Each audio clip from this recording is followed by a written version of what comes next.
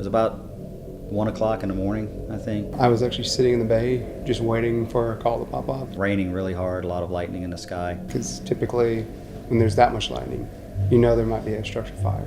So we got to this fire, and I remember as we were pulling in the neighborhood from a distance away, we could see the glow in the sky. It was a 2-story structure. We had our old apartment there that night. It was an A-shift night. Once we got positioned, we knew immediately that we were going to take a line and go in and try to snuff out the fire and beat it. And TJ King, another firefighter, and I were the first two. It was like a large open entry foyer. We got to the top of the landing, and there was a little bit of heat, a little bit of smoke, nothing that we haven't ever encountered before. Smoke was billowing from the vents. It was coming out. I just remember following their hose line, getting the nozzle, and putting water on the fire. His job was to what we call pull ceiling. So basically all the sheetrock above you, they tear that down, cause a lot of damage. And when he tore it down, immediately you could just see flames in the attic. It was completely involved. I just did what I knew how to do. I just turned the nozzle to a straight stream and penetrated that sheetrock.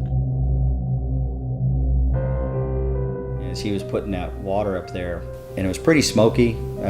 You couldn't see more than your hand out in front of your face like this. And we had flames just coming out of the roof, or the ceiling rather, and coming down at us. I mean, all the conditions worsened. We got high heat, and then you started feeling stuff hit you kind of normal, which is sheetrock falling, which is no big deal. And then I heard something loud right next to me. I remember something loud, and then I got hit with something heavy.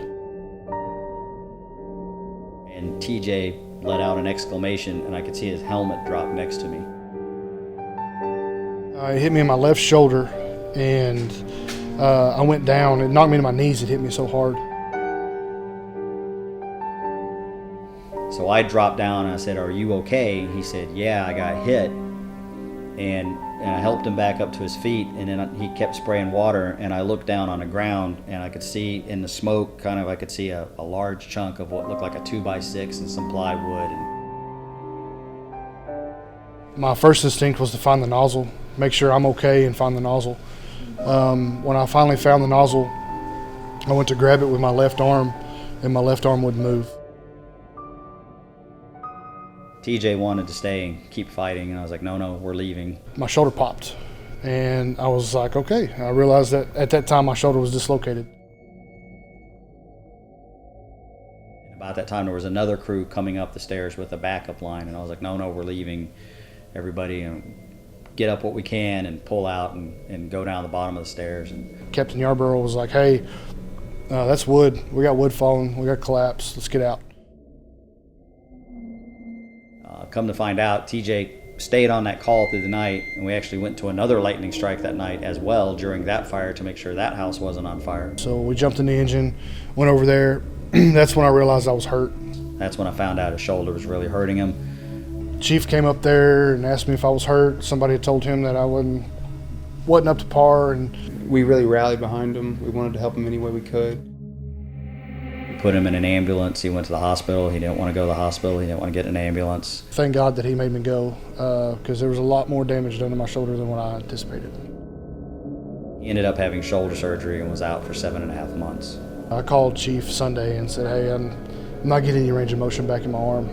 It's actually gotten worse. He's just come back on duty, and he's just back on my crew, and I'm really happy to have him back.